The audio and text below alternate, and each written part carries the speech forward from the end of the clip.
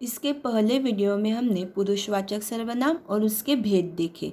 अब हम उसके आगे जो सर्वनाम के अन्य भेद है उनको हम देखेंगे।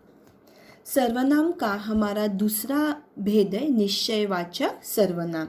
जो सर्वनाम निकट या दूर की किसी वस्तु की ओर संकेत करे उसे निश्चयवाचक सर्वनाम कहते हैं। यानी जो सर्वनाम शब्द हमारे निकट यानी हमारे पास की कुछ वस्तु होती है या कोई दूर की वस्तु होती है तो उनके लिए जिन सर्वनामों का इस्तेमाल किया जाता है तो उन्हें क्या कहा जाता है, निश्चयवाचक सर्वनाम। और एक बात, निश्चयवाचक यानी वहाँ पे हमें निश्चितता से कंफर्म मालूम होता है तो वहाँ जो सर्वनाम का इस्तेमाल होता है तो उसे निश्चयवाचक सर्वनाम कहते हैं। जैसे कि यह लड़की है, वह पुस्तक है, ये हिरन है, वे बाहर गए हैं। तो इस प्रकार से यह लड़की है, हमें निश्चितता से यह मालूम हो रहा है, यह शब्द। उसके बाद वह पुस्तक है यानी हमें निश्चितता से कंफर्म मालूम है कि वह क्या है, पुस्तक ही है। ये हिरन है यानी हमें मालूम है कि यह क्या है, यह हिरन है। वे बाहर गए हैं यानी जो कोई भी व्यक्ति है वे क्या हुए हैं, बाहर गए, हमें निश्चितता से मालूम है। तो इन वाक्यों में यह, वह, ए, वे शब्द जो है यह निश्चयवाचक सर्वनाम शब्द है। यानी इस प्रकार से जहाँ हमें निश्चितता से यानी एक प्रकार से निश्चित मालूम होता है कि यह वही वस्तु है, यही शब्द है, यहाँ पे जिन सर्वनामों का इस्तेमाल किया जाता है तो उसे क्या कहा जाता है, निश्चयवाचक सर्वनाम। आगे का हमारा भेद है अनिश्चयवाचक सर्वनाम।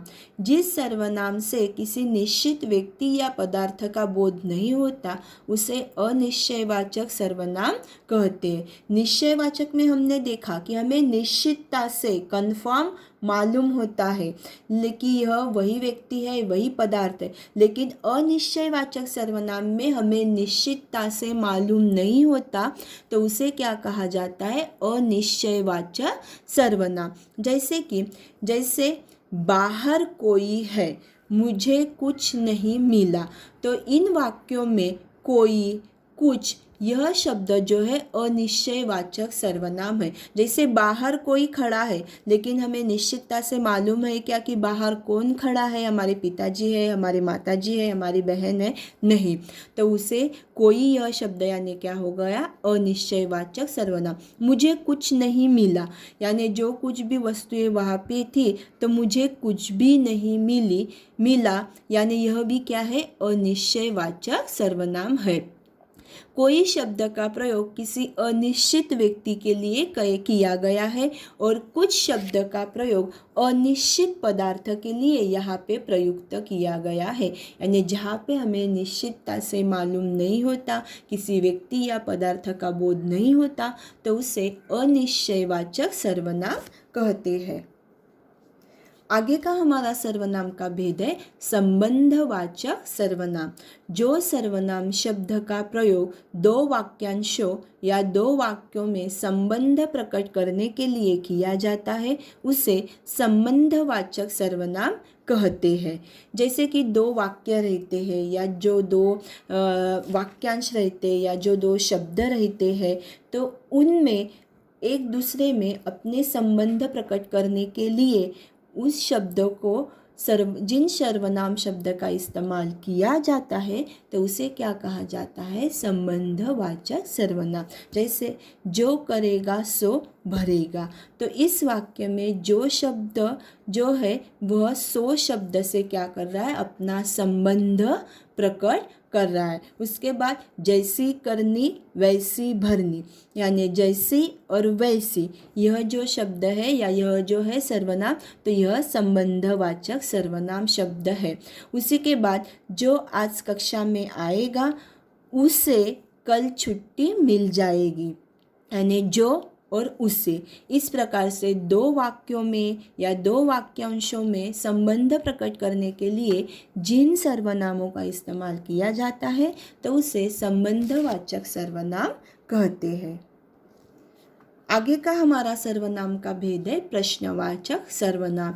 जिस सर्वनाम से किसी प्रश्न का बोध होता है उसे प्रश्नवाचक सर्वनाम कहते हैं। यानी जिन सर्वनामों का इस्तेमाल हम कुछ प्रश्न पूछने के लिए या जहाँ पर हमें प्रश्न का बोध होता है तो उसे प्रश्नवाचक सर्वनाम कहते हैं। जैसे तुम कौन हो, तुम्हें क्या चाहिए, इन वाक्यों में कौन और क्या शब्द प्रश्नवाचक सर्वनाम है। यानी इस प्रकार से जहाँ पर प्रश्न पूछने के लिए कौन, क्या, इस शब्दों का इस्तेमाल हम करते हैं तो उन शब्दों को सर्वनाम प्रश्नवाचक सर्वनाम कहते हैं। यानी जहाँ पर हम प्रश्न पूछने के लिए इन सर्वनामों का इस्तेमाल करते हैं। कौन शब्द का प्रयोग प्राणियों के लिए और क्या का प्रयोग जड़ पदार्थ के लिए होता है। यानी कौन यह शब्द है जो व्यक्ति या प्राणी रहते हैं उनके लिए इस्तेमाल किया जाता है, और क्या यह शब्द जो रहता है तो कुछ जड़ पदार्थ रहता है या कुछ पदार्थ रहता है तो उस पदार्थ के लिए इसका इस्तेमाल किया जाता है। यानी जहाँ पर प्रश्न पूछने के लिए जिन सर्वनामों का इस्तेमाल किया जाता है तो उसे प्रश्नवाचक सर्वनाम कहते हैं। निजवाचक सर्वनाम। निज इस शब्द से ही हमें समझ में आता है। निज यानी स्वयं, खुद। जो सर्वनाम तीनों पुरुषों उत्तम, मध्यम और अन्य में निजत्व का बोध कराता है उसे निजवाचक सर्वनाम कहते हैं। निजत्व यानी क्या कि खुद का, निजी जो रहता है तो उसका जहाँ पर हमें बोध कराता है तो उसे क्या कहा जाता है, निजवाचक सर्वनाम कहते हैं। निज यानी क्या कि स्वयं, खुद। मैं खुद लिख लूँगा, तुम अपने आप चले जाना, वह स्वयं गाड़ी चला सकती है। उपरयुक्त वाक्य में खुद, अपने आप और स्वयं शब्द निजवाचक सर्वनाम है। यानी खुद, अपने आप, स्वयं, यह सारे शब्द क्या किए कि अपने स्वयं के लिए, खुद के लिए इस्तेमाल किए गए हैं तो उसे क्या कहा जाता है, निजवाचक सर्वनाम। निजवाचक सर्वनाम यानी कि जहाँ पे स्वयं का, खुद का बोलने के लिए जिन सर्वनामों का इस्तेमाल होता है तो उसे निजवाचक सर्वनाम कहते हैं। तो आज हमने सर्वनाम जो है, सर्वनाम के एक एक जो भेद है, 6 भेद, तो उन 6 भेदों को हमने क्या किया है, एक एक करके पढ़ लिया है। अब जिस प्रकार से आपने संज्ञा जो था हमारा व्याकरण का भाग, तो उसके नोट्स आपने जिस प्रकार से अपने क्लास वर्क में, अपने वर्ग पुस्तिका में लिख लिए थे, उसी प्रकार से आपको सर्वनाम के नोट्स जो है वह भी आपको टॉप स्कूल द्वारा भेजे जाएंगे। आप अपने क्लास वर्क में, वर्ग पुस्तिका में उन्हें लिख लीजिएगा। धन्यवाद।